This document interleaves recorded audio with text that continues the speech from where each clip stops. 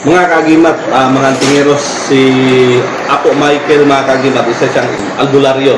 Ako si Victor Albularyo Wheeler, antingero din, mga kagimat. At ito si Michael, antingero. Kilala niyo siya, pareho silang mga Michael, mga kagimat. Marami siyang mga taglay na abilidad, mga liklay, mga mutya, iba pa. Meron tayong topic regarding sa orasyon.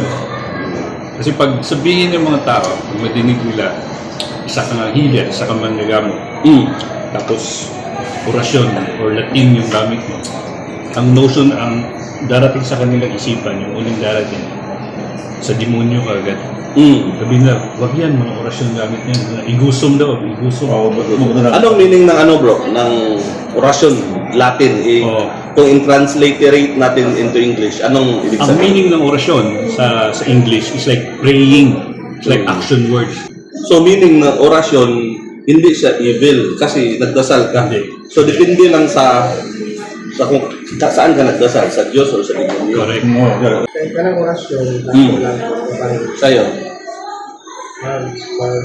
panggit ka anak niya, mas balik na madunod sa tinuro. Latin. Mas madaling madinig pag naka-orasyon.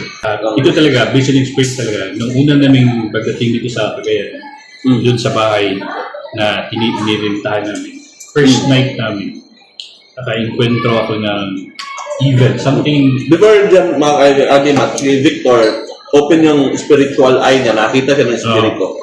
Okay. Simula nang na-open yung third eye ko nung nagkasakit ako na brink of life and death na sakit. Yeah. Tapos, ano nangyari doon bro? Yung gabing yun, bro, lumabas yung yung taong green yung kulay yung katawan. Yung kanto, may kanto. Kanto na ganun siya. Yung anino niya, sa akin, hindi ako makagalaw. Kaya sa isip ko, kasi yung dasal ko nun, si Benedict pa, baguhan pa ako sa spiritual.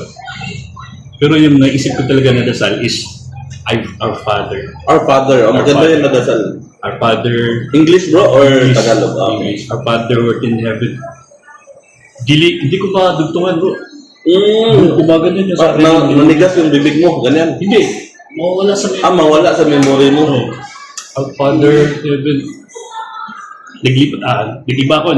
Nag-Hail Mary ako. Hail Mary, full of grace. Hindi ko malala. Until just namalayan ko na binabangon na ako. Marang i-block ba? Snatch nila, bro. Tanggalin nila sa memory mo. Mayroong mga magagamot na ganyan. Pag nanggamot ka na, yung orasyon hindi mo na mausal. Kasi mawala siya sa isip. Correct. So, yun ang nangyari sa'yo. Hanggang sa lumabas yung espiritu ko sa katawan ko, nakikita ko yung katawan ko doon, natutulog kami ng asawa ko.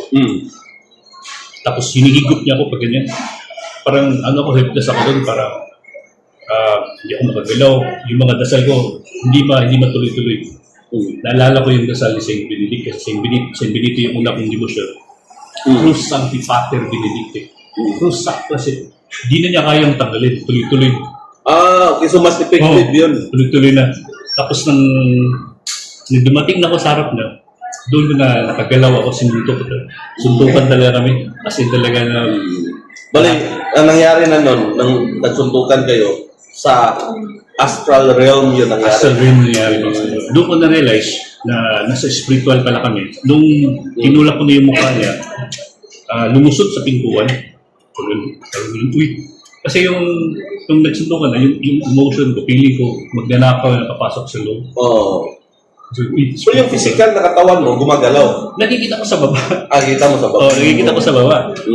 Pag ganun ko, lumusot siya, umalis na siya, bumalik din ako sa katawan. Pagbalik ko, tumayo ako, sabi ko, Na-realize mo na astral yun. Pag ganun ko sa bintana, grabe yung sigawan ng aso sa labas. Nakikita siya ng aso, pero hindi ko na siya makita pagtingin ko. Yun na experience ko dun, guys, na mas makapangyarihan ang Latin. Kasi yung Hail Mary, Our Father, kinder pa ako ng grade 1. Memorize na namin sa school. Just in that time na may nakaharap ako ngayon, nawala sa memory. Pero pag Latin na words, pag Latin na prayer na, di na kaya i-snatch. So yung realization bro na mali yung kaisipan nila na pag Latin, Sama.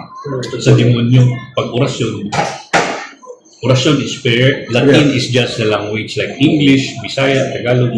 Kasi kung Latin para sa iba, demonyo yun.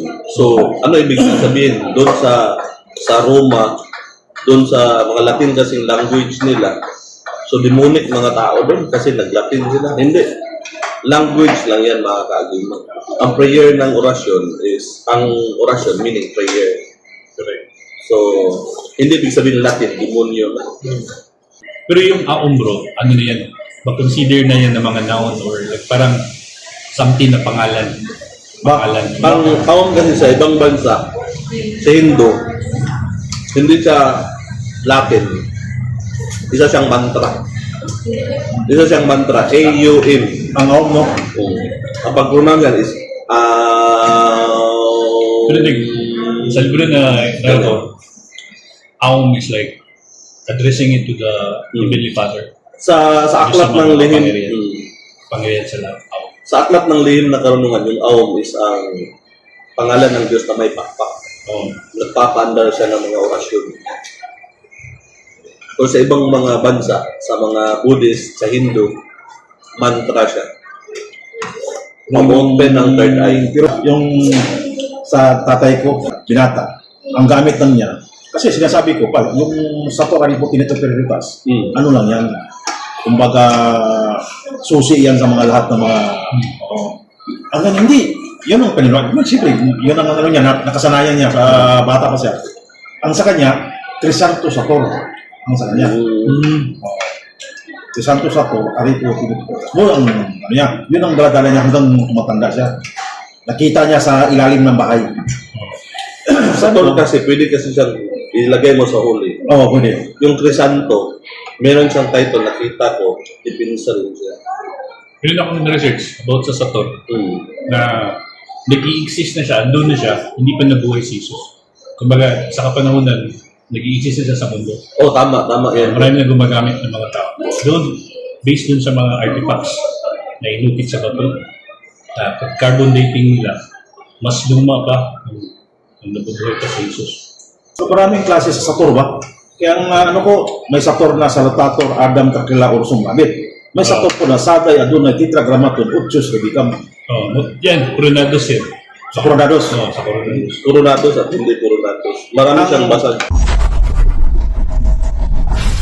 Marami pong salamat sa inyong panunood.